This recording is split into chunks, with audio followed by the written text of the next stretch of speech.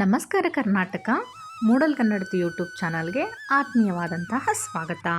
ಇವತ್ತಿನ ವಿಡಿಯೋದಲ್ಲಿ ನಾನು ಕ್ವಿಕ್ಕಾಗಿ ಮತ್ತು ಬಹಳ ಟೇಸ್ಟಿಯಾಗಿ ಮಾಡ್ಕೊಳ್ಳುವಂತಹ ಕೆಲವೊಂದು ಪಲ್ಯದ ರೆಸಿಪಿಗಳನ್ನ ನಾನಿವತ್ತು ನಿಮಗೆ ಇಲ್ಲಿ ತೋರಿಸ್ತೀನಿ. ಬನ್ನಿ ವಿಡಿಯೋನ ಶುರು ಮಾಡೋಣ. ಮೊದಲನೇದಾಗಿ ನಾನಿಲ್ಲಿ ತೊಂಡೆಕಾಯಿ ಹುಡಿ ಪಲ್ಯನ ಮಾಡ್ತಾಯಿದ್ದೀನಿ. ಈ ಪಲ್ಯನ ಮಾಡೋದಕ್ಕೆ ತೊಂಡೆಕಾಯಿನ ತೊಗೊಂಡು 3-4 ಬಾರಿ ಚೆನ್ನಾಗಿ ತೊಳೆದುಕೊಂಡು ಹೀಗೆ ಚಿಕ್ಕ ಚಿಕ್ಕ ಪೀಸ್ಗಳನ್ನಾಗಿ ಕಟ್ ಮಾಡಿ ಇಟ್ಕೊಳ್ಳೋಣ.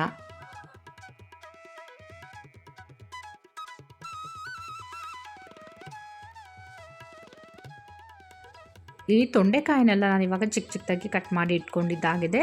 ಇದರ ಜೊತೆಗೆ ಹೆಸರು ಕಾಳನ್ನು ನಾನು ರಾತ್ರಿಯೇ ನೆನೆಸಿ ಇಟ್ಕೊಂಡಿದ್ದೆ. ಹಾಗೇನೂ ಕೂಡ ಮಾಡ್ಕೋಬೋದು. ನೆನೆಸಿಟ್ಕೊಳ್ಳೋದು ಮರ್ತೋಗಿದೆ ಅಂದರೆ ಕುಕ್ಕರ್ಗೆ ಮೊದಲೇ ಹೆಸರು ಕಾಳನ್ನು ಹಾಕಿ 3-4 ವಿಷಲ್ನ ಹಾಕಿಸ್ಕೊಂಡು ಆಮೇಲೆ ತೊಂಡೆಕಾಯನ್ನು ಹಾಕಿ ಮತ್ತೆ 2 ವಿಷಲ್ ಹಾಕಿಸ್ಕೊಂಡ್ರೆ ಆಗುತ್ತೆ. ಇಲ್ಲ ನೆನೆಸಿ ಇಟ್ಕೊಂಡಿದ್ರೆ ಎರಡನ್ನೂ ಒಟ್ಟಿಗೆ ಹಾಕಿ 2 ವಿಷಲ್ ಹಾಕಿಸ್ಕೊಂಡ್ರೆ ಸಾಕು. ಈ ಕುಕ್ಕರ್ಗೆ ಹೆಸರು ಕಾಳು ಮತ್ತು ತೊಂಡೆಕಾಯಿನ ಹಾಕಿ ರುಚಿಗೆ ತಕ್ಕಷ್ಟು ಉಪ್ಪನ್ನು ಹಾಕಿ ಇದು ಮುಳುಗುವಷ್ಟು ನೀರನ್ನು ಹಾಕಿ 2 ವಿಷಲ್ ಹಾಕಿಸ್ಕೊಂಡ್ರೆ ಸಾಕು.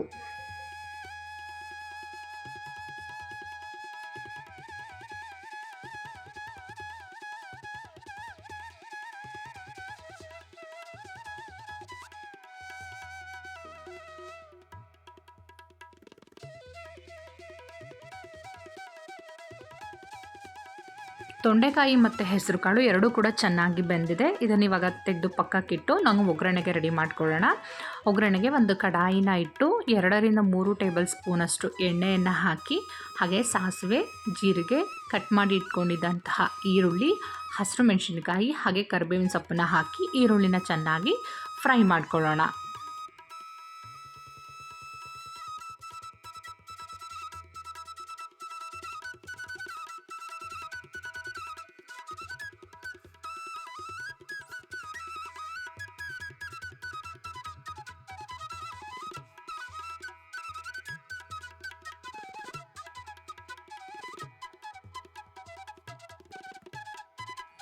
ತೊಂಡೆಕಾಯನ್ನು ಬೇಯೋದಕ್ಕೆ ಇಡುವಾಗಲೇ ಉಪ್ಪನ್ನು ಹಾಕ್ಕೊಂಡು ಬೇಯಿಸ್ಕೊಂಡಿರ್ತೀವಿ. ಹಾಗಾಗಿ ಇಲ್ಲಿ ಒಗ್ಗರಣೆಗೆ ಮಾತ್ರ ಉಪ್ಪನ್ನು ಹಾಕ್ಕೊಂಡು ಬೇಯಿಸ್ಕೊಂಡಿದ್ದಂತಹ ತೊಂಡೆಕಾಯಲ್ಲಿದ್ದಂತಹ ನೀರನ್ನು ಸಪ್ರೇಟ್ ಮಾಡಿ ಈ ಕಾಳನ್ನು ಮಾತ್ರ ಒಗ್ಗರಣೆಗೆ ಹಾಕ್ಕೊಂಡು ಚೆನ್ನಾಗಿ ಮಿಕ್ಸ್ ಮಾಡ್ಕೊಂಡಿದ್ದಾದಮೇಲೆ ತುರಿದಿಟ್ಕೊಂಡಿರುವಂತಹ 1 ಬೌಲು ತೆಂಗಿನ ತುರಿಯನ್ನು ಹಾಕಿ ಇದನ್ನು ಚೆನ್ನಾಗಿ ಮಿಕ್ಸ್ ಮಾಡಿಕೊಂಡ್ರೆ ರೊಟ್ಟಿ ಅಥವಾ ಚಪಾತಿ ಜೊತೆ ತಿನ್ನೋದಕ್ಕೆ ಬಹಳ ಸುಲಭವಾಗಿ ಮಾಡಿಕೊಳ್ಳುವಂತಹ ತೊಂಡೆಕಾಯಿ ಪಲ್ಯ ರೆಡಿಯಾಗುತ್ತೆ.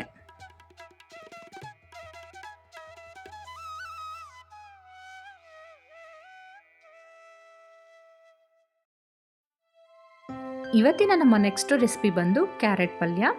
ಈ ಕ್ಯಾರೆಟ್ ಪಲ್ಯನೂ ಕೂಡ ರೊಟ್ಟಿ ಜೊತೆ ಮತ್ತು ಚಪಾತಿ ಜೊತೆ ತುಂಬಾ ಚೆನ್ನಾಗಿರುತ್ತೆ. ಹಾಗೆ ಅನ್ನದ ಜೊತೆ ಕೂಡ ನಂಚ್ಕೊಂಡು ತಿನ್ನೋದಕ್ಕೂ ಕೂಡ ತುಂಬ ಚೆನ್ನಾಗಿರುತ್ತೆ ಮತ್ತು ಬಹಳ ಬೇಗ ಮಾಡ್ಕೊಬೋದು. ಇದಕ್ಕೆ ಯಾವ ಮಸಾಲೆನೂ ಹಾಕಬೇಕು ಅಂತ ಏನಿಲ್ಲ, ಜಸ್ಟ್ ಒಗ್ಗರಣೆಗೆ ಹಾಕ್ಕೊಂಡ್ರೆ ಸಾಕು, ತುಂಬಾ ಚೆನ್ನಾಗಿರುತ್ತೆ.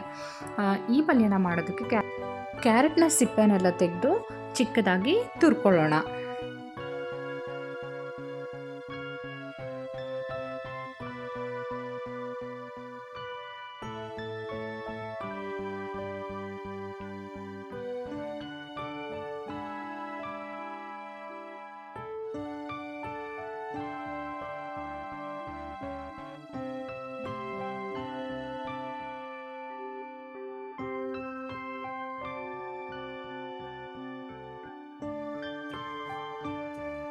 ಇವಾಗ ಕ್ಯಾರೆಟ್ನ ತುರ್ಕೊಂಡಿದ್ದಾಗಿದೆ. ಒಗ್ಗರಣೆಗೆ ಹಾಕೊಳ್ಳೋಣ ಬನ್ನಿ. ಒಗ್ಗರಣೆಗೆ ಒಂದು ಕಡಾಯಿನ ಒಲೆ ಮೇಲೆ ಇಟ್ಟು 2-3 ಟೇಬಲ್ ಸ್ಪೂನಷ್ಟು ಎಣ್ಣೆಯನ್ನು ಹಾಕಿ ಸಾಸಿವೆ, ಜೀರಿಗೆ, ಸ್ವಲ್ಪ ಕಡಲೆಬೇಳೆನ ಹಾಕಿ ಕಡಲೆಬೇಳೆ ಸ್ವಲ್ಪ ಕ್ರಿಸ್ಪಿ ಆಗೋವರೆಗೂ ಕೂಡ ಫ್ರೈ ಮಾಡ್ಕೊಳ್ಳೋಣ. ಫ್ರೈ ಮಾಡ್ಕೊಂಡಿದ್ದಾದಮೇಲೆ ಕಟ್ ಮಾಡಿ ಇಟ್ಕೊಂಡಿದ್ದಂತಹ ಈರುಳ್ಳಿ, ಹಸಿಮೆಣಸಿನಕಾಯಿ, ಕರಿಬೇವಿನ ಸೊಪ್ಪನ್ನು ಹಾಕಿ ಈರುಳ್ಳಿ ಚೆನ್ನಾಗಿ ಬೇಯೋವರೆಗೂ ಕೂಡ ಇದನ್ನು ಫ್ರೈ ಮಾಡ್ಕೊಳ್ಳೋಣ.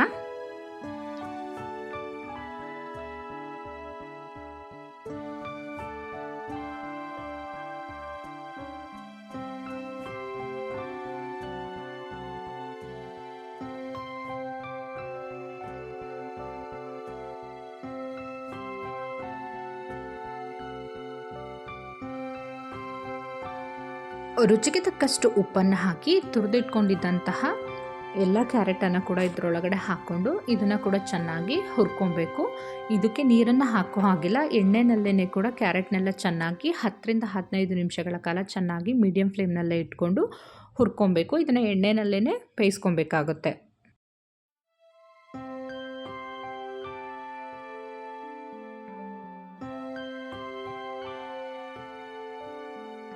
ಕ್ಯಾರೆಟ್ ಎಲ್ಲ ಚೆನ್ನಾಗಿ ಬೆಂದ ನಂತರ ಒಂದು ಬೌಲು ತುರಿದಿಟ್ಕೊಂಡಿದ್ದಂತಹ ತೆಂಗಿನ ತುರಿಯನ್ನು ಇದಕ್ಕೆ ಸೇರಿಸ್ಕೊಳ್ತಾ ಇದ್ದೀನಿ. ತೆಂಗಿನ ತುರಿಯನ್ನು ಹಾಕಿ ಮತ್ತೆ ಒಂದು 5 ನಿಮಿಷಗಳ ಕಾಲ ಚೆನ್ನಾಗಿ ಇದನ್ನು ಫ್ರೈ ಮಾಡ್ಕೊಬೇಕು.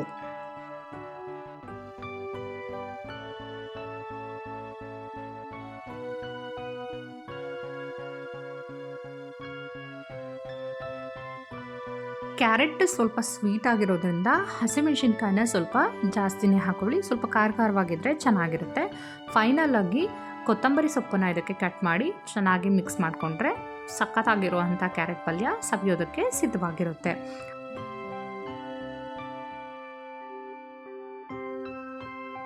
ಇವತ್ತಿನ ಮತ್ತೊಂದು ರೆಸಿಪಿ ಬೀಟ್ರೋಟ್ ಪಲ್ಯ.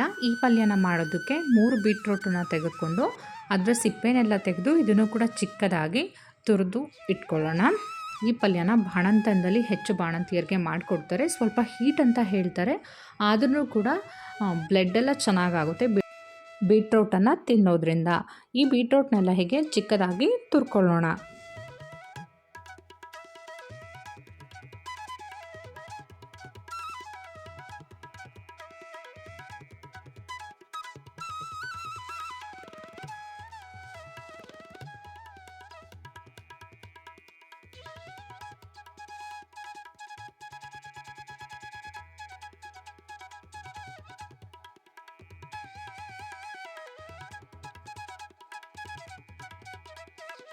ಇದನ್ನು ತುರ್ಕೊಂಡಿದ್ದಾದ ಮೇಲೆ ಒಗ್ಗರಣೆಗೆ ಹಾಕ್ಕೊಳ್ಳೋಣ. ಒಗ್ಗರಣೆಗೆ ಒಂದು ಕಡಾಯಿನ ಒಲೆ ಮೇಲೆ ಇಟ್ಟು 2 ಟೇಬಲ್ ಸ್ಪೂನಷ್ಟು ಎಣ್ಣೆಯನ್ನು ಹಾಕಿ ಸಾಸಿವೆ, ಜೀರಿಗೆ ಹಾಗೆಯೇ ಸ್ವಲ್ಪ ಕಡಲೆಬೇಳೆ ಅಂದರೆ 2 ಟೇಬಲ್ ಸ್ಪೂನಷ್ಟು ಕಡಲೆಬೇಳೆಯನ್ನು ಹಾಕಿ ಕಡಲೆಬೇಳೆನ ಸ್ವಲ್ಪ ಕ್ರಿಸ್ಪಿಯಾಗಿ ಫ್ರೈ ಮಾಡ್ಕೊಂಡಿದ್ದಾದಮೇಲೆ ಕಟ್ ಮಾಡಿ ಇಟ್ಕೊಂಡಿದ್ದಂತಹ ಈರುಳ್ಳಿ, ಹಸಿಮೆಣಸಿನಕಾಯಿ, ಕರಿಬೇವಿನ ಸೊಪ್ಪನ್ನು ಹಾಕಿ ಈರುಳ್ಳಿಯನ್ನು ಚೆನ್ನಾಗಿ ಫ್ರೈ ಮಾಡ್ಕೊಳ್ಳೋಣ. ರುಚಿಗೆ ತಕ್ಕಷ್ಟು ಉಪ್ಪನ್ನು ಹಾಕಿ ತುರಿದಿಟ್ಕೊಂಡಿರೋಂತಹ ಬೀಟ್ರೋಟನ್ನು ಒಗ್ಗರಣೆಗೆ ಸೇರಿಸ್ಕೊಳ್ತಾ ಇದ್ದೀನಿ.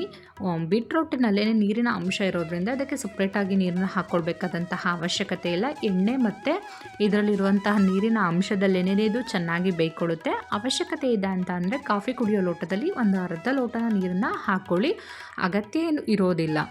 ಒಂದು 10-15 ನಿಮಿಷಗಳ ಕಾಲ ಇದನ್ನು ಚೆನ್ನಾಗಿ ಮಧ್ಯಮ ಉರಿಯಲ್ಲಿಟ್ಟು ಬೇಯಿಸ್ಕೊಬೇಕಾಗುತ್ತೆ.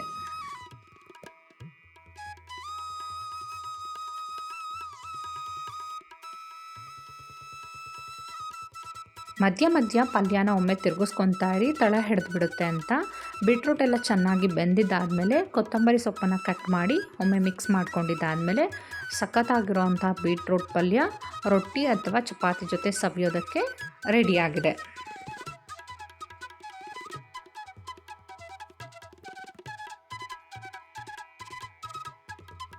ಇವತ್ತಿನ ನಮ್ಮ ಲಾಸ್ಟ್ ರೆಸಿಪಿ ಬಂದು ಬೆಂಡೆಕಾಯಿ ಪಲ್ಯ. ಬೆಂಡೆಕಾಯಿ ಪಲ್ಯನ ಮಾಡೋದಕ್ಕೆ ನಾನು ರಾತ್ರಿಯೇ ಬೆಂಡೆಕಾಯಿನೆಲ್ಲ ತೊಳೆದು ಒರೆಸಿ ಚಿಕ್ಕದಾಗಿ ಕಟ್ ಮಾಡಿ ಇಟ್ಕೊಂಡಿದ್ದೀನಿ. ಯಾವಾಗಲೂ ಅಷ್ಟೇ ಬೆಂಡೆಕಾಯಿ ಪಲ್ಯನ ಮಾಡುವಾಗ ತೊಳೆದಿದ್ದಾದಮೇಲೆ ಒಂದು ಬಟ್ಟೆನಲ್ಲಿ ಕಾಟನ್ ಬಟ್ಟೆನ ತೊಗೊಂಡು ಚೆನ್ನಾಗಿ ಒರೆಸ್ಕೊಂಬಿಡಿ, ಇಲ್ಲ ಅಂತ ಅಂದರೆ ಅದು ಲೋಳಿಯಾಗಿ ಬಂದುಬಿಡುತ್ತೆ. ಬೆಂಡೆಕಾಯನ್ನು ಹುರ್ಕೊಳ್ಳುವಾಗ ಎಣ್ಣೆನ ಹಾಕ್ಕೊಳ್ದೇ ಹಾಗೇ ಅದನ್ನು ಫ್ರೈ ಮಾಡ್ಕೊಬೇಕಾಗುತ್ತೆ.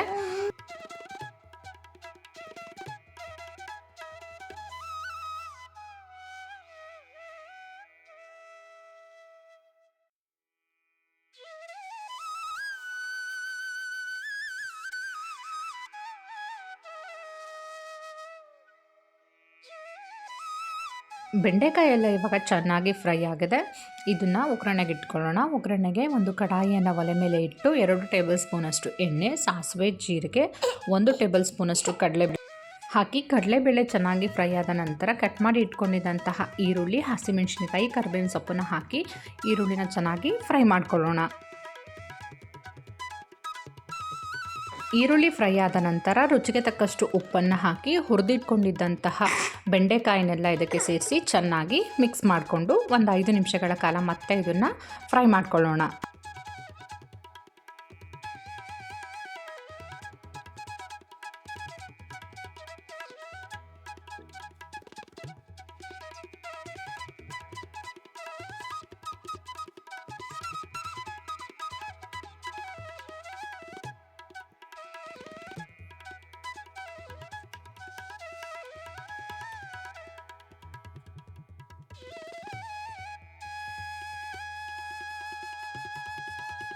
5 ನಿಮಿಷ ಫ್ರೈ ಮಾಡ್ಕೊಂಡಿದ್ದಾದಮೇಲೆ ಗ್ಯಾಸನ್ನು ಆಫ್ ಮಾಡಿ ಕೊತ್ತಂಬರಿ ಸೊಪ್ಪನ್ನು ಕಟ್ ಮಾಡಿ ಹಾಕ್ಕೊಂಡು ಮಿಕ್ಸ್ ಮಾಡಿಕೊಂಡ್ರೆ ಸಖತ್ತಾಗಿರುವಂತಹ ಬೆಂಡೆಕಾಯಿ ಪಲ್ಯ ರೊಟ್ಟಿ ಅಥವಾ ಚಪಾತಿ ಜೊತೆ ಸವಿಯೋದಕ್ಕೆ ಸಿದ್ಧವಾಗಿರುತ್ತೆ.